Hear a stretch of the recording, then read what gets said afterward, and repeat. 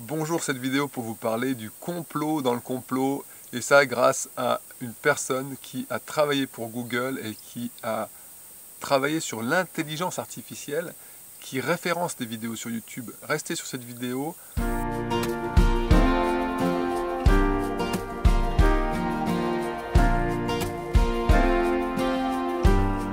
Voilà, je suis Sylvain Fournier, j'accompagne des personnes à se libérer du passé et à faire de leur vie un renouveau. Je discute avec ce passager Blablacar en revenant d'un contrat et je lui parle de ma chaîne YouTube et il m'explique qu'il a bossé pour Google et il m'explique ceci. Il m'explique qu'en fait, qu'il allait faire une conférence TEDx à ce sujet. Et c'est très intéressant parce qu'en fait, il m'expliquait que cette intelligence artificielle, elle est faite pour référencer les vidéos qui sont regardées du début jusqu'à la fin. Si une vidéo est regardée dans son contenu intégral, alors cette intelligence artificielle, elle va la référencer. Bon, il y a d'autres critères qui font qu'une vidéo va être beaucoup référencée.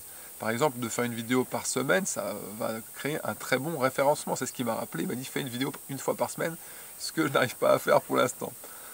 En tout cas, c'est très intéressant parce qu'il me dit si cette vidéo, elle est regardée en entier, alors elle est référencée.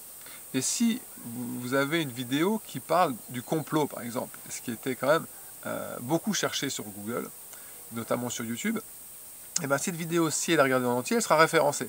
Et que ce complot soit une intox ou un fait avéré, ça, Google, il vérifie pas. Juste, il va référencer si vous regardez jusqu'au bout.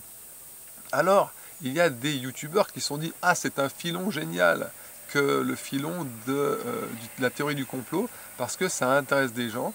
Les gens regardent jusqu'au bout ce type de vidéo. » Alors, ils ont commencé à inventer les pires complots juste pour faire de l'audience.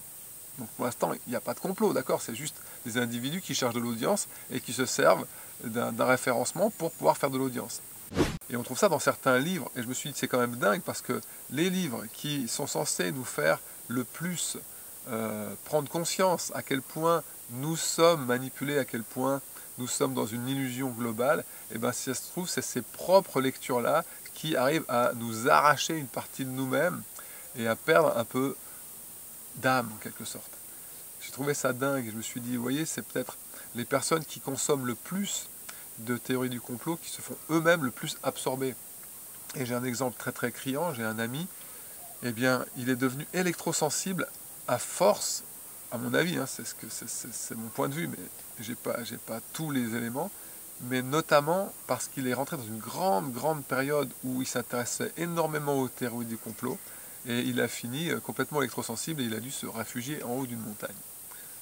Petite parenthèse, pour avoir accompagné une personne électrosensible, ce que j'ai repéré, c'est qu'il y a quand même quelque chose de poreux dans son aura. Ça veut dire qu'elle vit avec peut-être une peur inconsciente d'être déjà polluée et intoxiquée.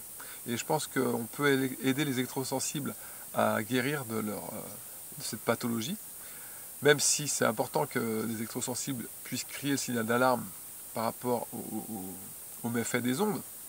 Mais en fait, si votre aura elle est très dense, bien homogène, vous serez moins perturbé. C'est-à-dire que l'incidence des pollutions extérieures ne va plus vous affecter. Et ça, c'est très important à comprendre.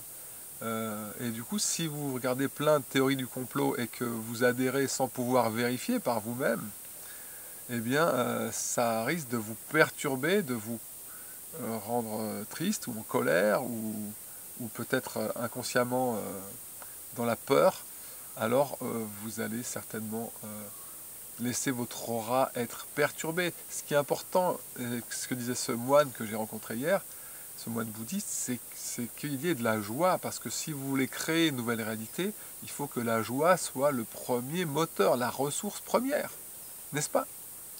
Tout de bon, j'espère que cette vidéo elle vous a apporté un éclairage sur comment fonctionne YouTube.